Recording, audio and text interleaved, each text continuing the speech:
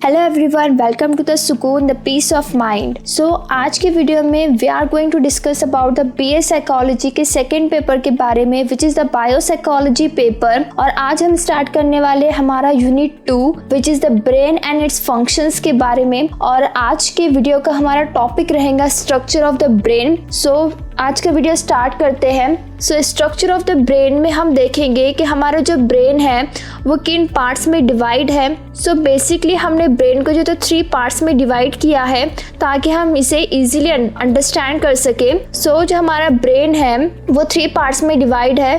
First one is the forebrain, second one is the midbrain and third one is the hindbrain. अभी जो हमारा forebrain है it's consisting of the following parts. वो कौन से है वो देखते हैं। First one is the thalamus, then hypothalamus, limbic system and cerebrum. And the cerebrum it's also called as cerebral cortex and it is further consist of 4 loops. जो हमारे cerebrum है उसको जो है तो cerebral cortex भी बोलते हैं और ये जो है तो 4 loops को भी consist करता है। Then हमारा जो mid brain है वो क्या consist करता है? It's consisting of the RAS which is the reticular activating system. Then हमारा hind brain है तो वो क्या consist करता है? It's consisting of the medulla oblongata, pons and cerebellum. So आज की वीडियो में हम 4 ब्रेन को इन डिटेल देखेंगे। 4 ब्रेन है क्या और उसके कौन से पार्ट्स के क्या फंक्शंस हैं वो सब हम इन डिटेल देखेंगे। सो स्टार्ट करते हैं 4 ब्रेन से। सो बेसिकली हमारा जो 4 ब्रेन है it is the largest area of the brain responsible for voluntary functions. जो हमारा 4 ब्रेन है it is the largest area है हमारे ब्रेन का and it is also responsible for the voluntary functions जितने भी रहते हैं वो तमाम चीजों के लिए रिस्पॉन्सिबल कौन रहता है? हमारा 4 ब्रेन रहता है। And it is considered an essential part of the brain because it performs all cognitive, emotional and motor activities. So the 4 brain is considered an essential part. बहुत ज्यादा इंपॉर्टेंट पार्ट माना जाता है 4 ब्रेन को हमारे brain का, क्योंकि ये क्या करता है? परफॉर्म करता है जितने भी कॉग्निटिव एक्टिविटीज रहती है, इमोशनल एक्टिविटीज रहती है, मोटर एक्टिविटीज रहती है, इन तमाम चीजों के लिए कौन रिस्पॉन्सिबल होता है? हमारा 4 ब्रेन रिस्पॉन्सिबल होता है। Now what is the cognitive activities now? So cognitive activity उन चीजों को कहा जाता है जैसे कि हमारी जो थिंकिंग एबिलिटी रहता है, थिंकिंग प्रोसेस रहता है, डिसीजन मेकिंग रहता है, प्रॉब्लम सॉल्विंग्स रहता है। तो ये तमाम चीजें कहा जाती है हमारी कॉग्निशंस में आ जाती है। What comes under the emotional activities, जो इमोशंस को कंट्रोल करते हैं जितनी भी एक्टिविटीज रहती है तो वो सब आ जाती है हमारी इमोशनल एक्टिविटीज में और ये तमाम चीजों को कंट्रोल करता है हमारा 4 brain. So the first part of the 4 brain is thalamus. अब थैलेमस क्या है वो देखते हैं हम। Round structure in the centre of the brain. जो थैलेमस है ये क्या है? राउंड स्ट्रक्चर है, हमारे ब्रेन के सेंटर में मौजूद होता है ये।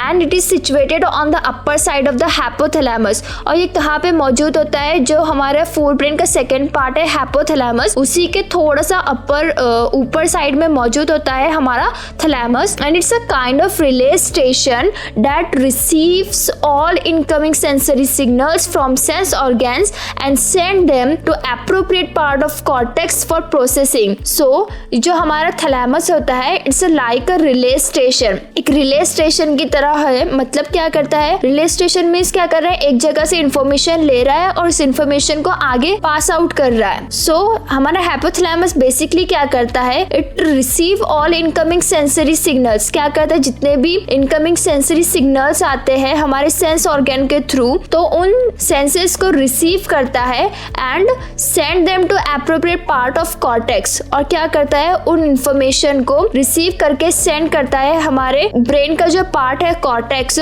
उसके अंदर सिग्नल्स को सेंड करता है ताकि वो जो कॉर्टेक्स है उस इंफॉर्मेशन को प्रोसेस कर सके और उस इंफॉर्मेशन को हमारे बॉडी के फर्दर पार्ट्स तक डिस्ट्रीब्यूट कर सके। सो ये काम कौन करता है? हमारा थैलेमस करता है। नाउ जो सेंसरी इंफॉर्मेशन है अभी वो कौन से सेंसेस है जिससे जो हमारा थैलेमस है वो सेंसरी सिग्नल्स को रिसीव करता है?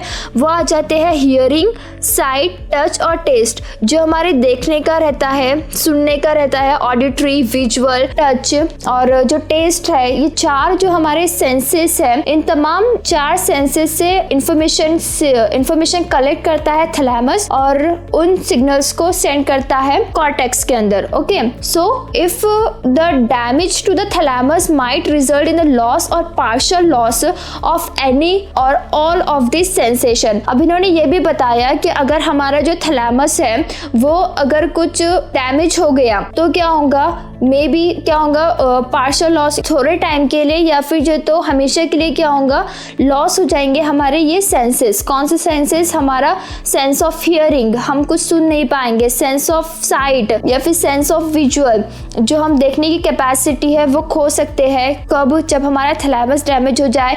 या फिर सेंस ऑफ टच हम लॉस हो सकता है हमारा, इफ हमारा थैलेमस अगर डैमेज हो जाए, या फिर हमारी जो सेंस ऑफ टेस्ट रहती है वो हम लॉस हो सकती है अगर हमारा थैलेमस डैमेज हो जाए तो। ओके, अब इन्होंने यहाँ पे ये भी बोला कि an important point to be noted here is that, जो इम्पॉर्टेंट पॉइंट है जो कि हमें याद रखना चाहिए वो है the sense of smell is unique in that signals from the neurons in the sinus cavity go directly into special part of the brain called olfactory bulb. अब इन्होंने क्या बोला है कि जो सेंस ऑफ स्मेल रहती है हमारी वो बहुत ज्यादा यूनिक है in that signal from neurons. अब ये क्या करती है, न्यूरॉन्स से सिग्नल्स लेती है in the sinus cavity go directly into special part of the brain call the olfactory bulb. अब जितने भी हमारे सेंस ऑफ स्मेल के सिग्नल्स रहते हैं जो कि न्यूरॉन्स के थ्रू साइनस कैविटी के थ्रू आते हैं, तो वो तमाम सिग्नल्स डायरेक्टली कहाँ पे जाते हैं, हमारा ब्रेन का जो स्पेशल पार्ट है specially for the sense of smell के लिए वो है ऑल्फैक्टरी बल्ब। तो उसी के अंदर ये तमाम सिग्नल्स जाते हैं सेंस ऑफ स्मेल के just under the front part of the brain. और ये ऑल्फैक्टरी बल्ब कहाँ पे मौजूद होता है, हमारा जो ब्रेन का फ्रंट पार्ट है वहाँ पे मौजूद होता है।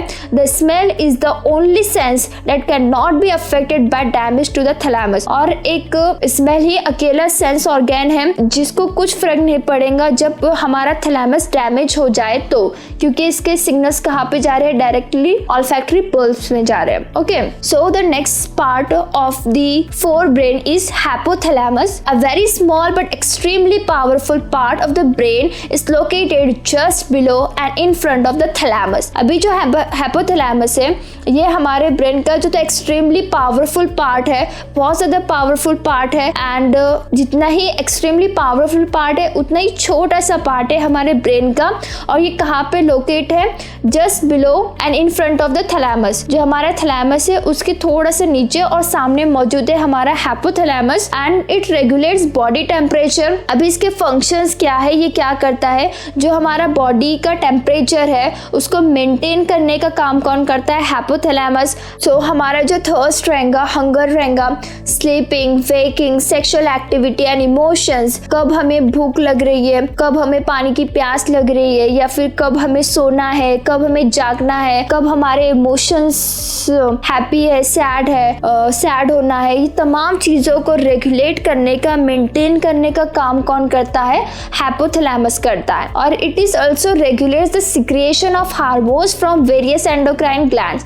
और ये एक बहुत इंपॉर्टेंट चीज़ भी करता है, जितने भी हार्मोन सिक्रिएट करता है हमारा एंडोक्राइन ग्लैंड, उन तमाम चीज़ों को रेगुलेट करने का काम कौन करता है, हाइपोथैलेमस करता है। Now the third part of the four brain is limbic system. So limbic system is involve in emotions, motivations and learning. अब लिम्बिक सिस्टम किस चीज़ में इन्वॉल्व होता है, हमारे इमोशंस को मेंटेन करके रखता है, हमारे मोटिवेशन को, हमारे लर्निंग कैपेसिटी को, इन तमाम चीज़ों को मेंटेन करने का काम, एक रेगुलेट करने का काम कौन करता है, लिम्बिक सिस्टम करता है। And it is also helps in maintaining internal homeostasis bye regulating body temperature, blood pressure and blood sugar level. अभी ये क्या करता है, it is also maintaining the internal homeostasis. Now what is the internal homeostasis is, मतलब कि state of equilibrium, एक balance बना के रखता है हमारे बॉडी के अंदर, हमारे क्या करता है, प्रॉपर मेंटेन करता है, प्रॉपर रेगुलेट करता है हमारे बॉडी के टेम्परेचर को,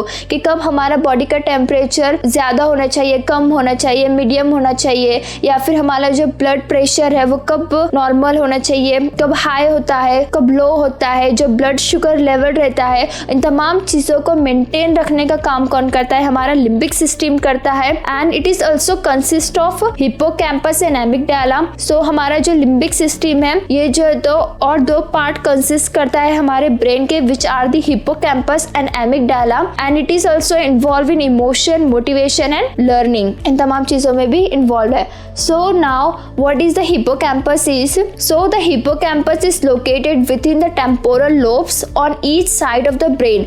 अब हिप्पोकैम्पस कहाँ पे मौजूद होता है? जो हमारा टेम्पोरल लोब्स रहता है हमारे ब्रेन के दोनों साइड में, वहाँ पे मौजूद होता है हमारा hippocampus, and it is responsible for formation of long term memories. So basically जो हमारा हिप्पोकैम्पस है वो किस लिए रिस्पॉन्सिबल होता है? न्यू मेमोरीज, जो लॉन्ग टर्म मेमोरीज रहता है उनके फॉर्मेशन के लिए रिस्पॉन्सिबल होता है मेनली हिप्पोकैम्पस। सो एमसीक्यूज में भी ये क्वेश्चंस आते हैं कि hippocampus is responsible for what? So the answer is it is responsible for the formation of long term memories. Okay, now the amygdala is, so it's located near the hippocampus. जो amygdala है वो कहाँ पे मौजूद होता है? हमारा जो हिप्पोकैम्पस है उसी के नजदीक पे मौजूद होता है हमारा amygdala, and its play an important role in your emotional behaviour. जो एमिगडाला है उसका मेन फंक्शन क्या है कि जो भी हमारे इमोशनल बिहेवियर रहते हैं उन तमाम इमोशनल बिहेवियर को मेंटेन करने का काम कौन करता है? एमिगडाला करता है,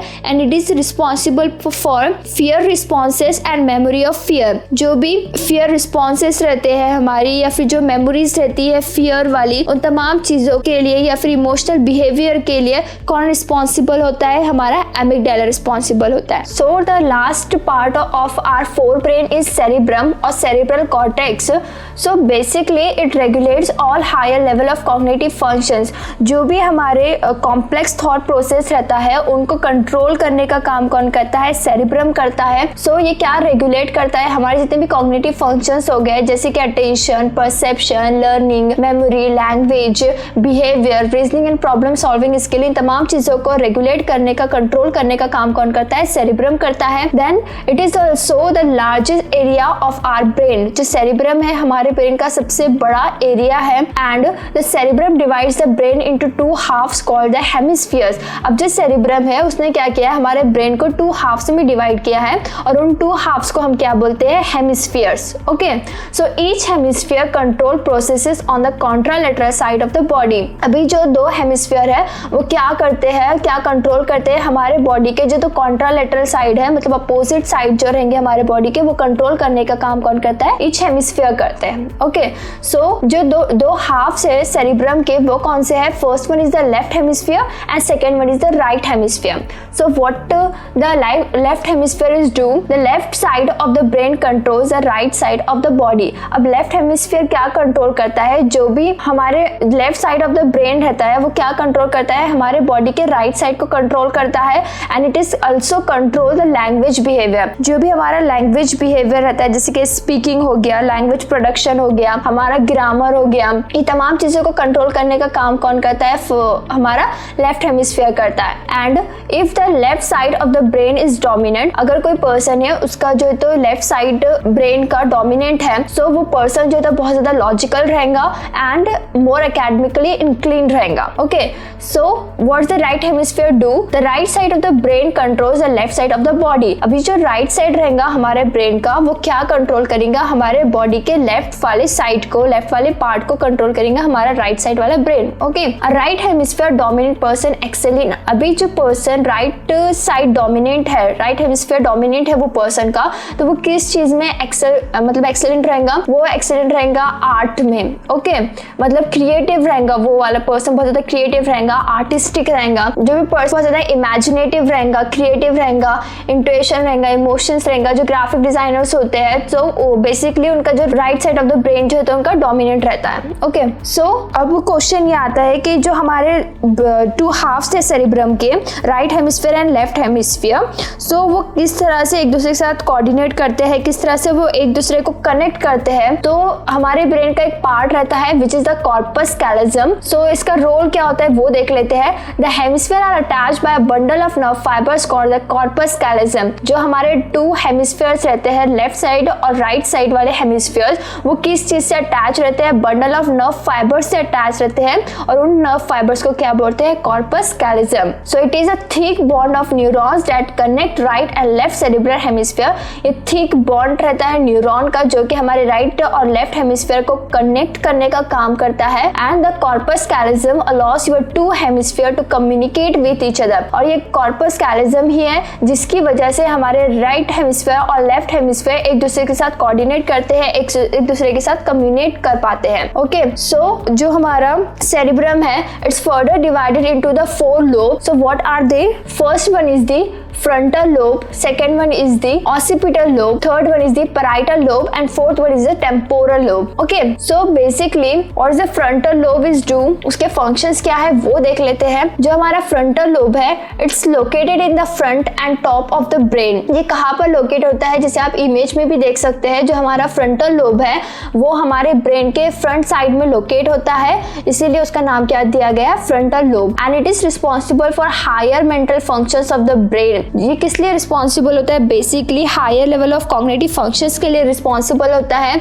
जैसे कि प्लानिंग हो गया, मेमोरी हो गया, storage, complex decision making as well as production of fluent speech. इन तमाम चीजों के लिए रिस्पॉन्सिबल होता है हमारा फ्रंटल लोब। देन हमारा parietal lobe, it's responsible for located, firstly it is located at the top and back of each cerebral hemisphere. अभी आप इमेज में देखेंगे हमारे फ्रंटल लोब जो फ्रंट में मौजूद है, उसी के बैक साइड में कौन सा लोब मौजूद है? हमारा पैराइटल लोब मौजूद है। सो इट्स लोकेटेड टॉप में है, लेकिन back side of each hemisphere में ये लोकेटेड है। And it is also containing the centres for touch, taste and temperature sensation. अब ये क्या कंटेनिंग करता है? जो हमारा पैराइटल लोब है, it is responsible for our senses like touch, taste and temperature के लिए रिस्पॉन्सिबल होता है हमारा parietal lobe. Then third one is the occipital lobe, located at the very back of the brain and contains the primary visual cortex which is responsible for interpreting incoming visual information. जो हमारा occipital lobe है, ये कहाँ पे मौजूद होता है? Back side में हमारे ब्रेन के मौजूद होता है। ओके, एंड ये क्या कंटेन करता है? Basically it's responsible for our visual information. जो भी हम आसपास हमारी आंखों के थ्रू हम जो भी चीजें देखते हैं, उन तमाम चीजों के लिए कौन रिस्पॉन्सिबल होता है? हमारा ऑसिपिटल लोब रिस्पॉन्सिबल होता है। Then our last lobe is temporal lobe, located on the side of the head. कहाँ पे लोकेट है? हमारे हेड के साइड में लोकेट है। And it is responsible for the sense of hearing and meaningful speech. So temporal lobe किस लिए responsible है? क्या चीज कंट्रोल करता है? ये सेंस ऑफ हियरिंग और मीनिंगफुल स्पीच में हमारी हेल्प करता है टेम्पोरल लोब। सो बेसिकली आज के वीडियो में हमने जो द स्ट्रक्चर ऑफ ब्रेन के 3 पार्ट्स को देखा, जिसके अंदर से हमने आज 4 ब्रेन को इन डिटेल डिस्कस किया, उसके 4 पार्ट्स को डील किया, thalamus, hypothalamus, limbic system and cerebrum को इन डिटेल हमने डिस्कस किया। अभी आगे की वीडियो में हम मिड ब्रेन और हिंड ब्रेन के बारे में डिस्कस करेंगे। आई होप कि आपको ये स्ट्रक्चर ऑफ ब्रेन समझ में आ गया होगा। So please do like to my video and subscribe to my channel and hit the bell icon कि जब भी मैं अपनी न्यू वीडियो अपलोड करूँ कि आपको उसका नोटिफिकेशन मिल जाए। Thank you so much.